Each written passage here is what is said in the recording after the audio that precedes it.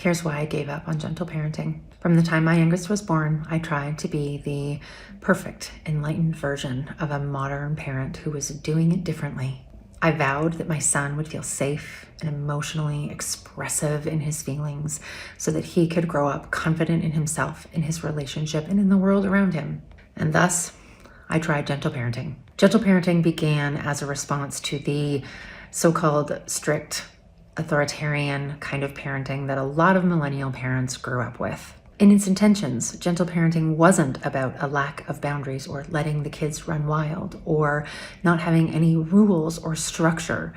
But over time, the information on social media quickly became quick scripts, simple 1, 2, 3s, and this very structured, prescriptive way of doing it. For example, if your kid screams or protests about going to school, the gentle parenting response would be to drop down to their level, allow them to express their feelings, validate those feelings, and sit with them in it for potentially as long as it took.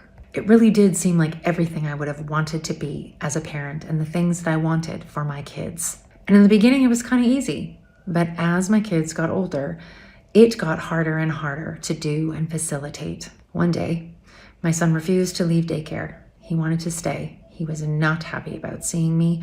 It was wintertime, and I literally had to carry him out kicking and screaming. I tried the gentle parenting things. I tried the scripts. I tried validating. I tried saying it's hard to go home, all the things. And what the situation really needed was for me to act like the parent.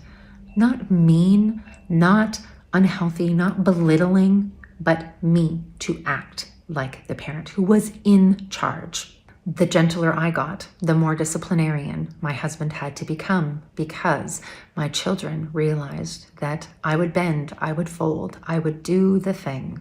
And I felt like I was failing. I felt like I was broken, like what's wrong with me? I'm trying so hard and it's still not working. There's a number of studies that have come out recently that has shown some of the effects of mental health on parents and the pursuit of perfect gentle parenting. And it's not good.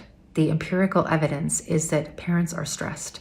They're burnt out, they're anxious, and they're depressed. The strategy I've now come to is kind and firm. I work as an expressive arts therapist for moms, helping them to untangle the pressures and correcting the misconceptions about gentle parenting or really any parenting philosophy. My parenting style has become a bit more of a pendulum. On one side, there's parent-centered parenting. On the other side, there's child-centered parenting. And in the middle, there's family-centered parenting, where the needs of all of the family members do not outweigh one another. I know that I've probably hurt my kids in this process in little ways that won't be obvious until they become adults. But that's the thing with any parenting philosophy. It seems right for the time, but its test won't come for years down the road. So I've stopped parenting from a script, and instead, I'm learning to trust myself more.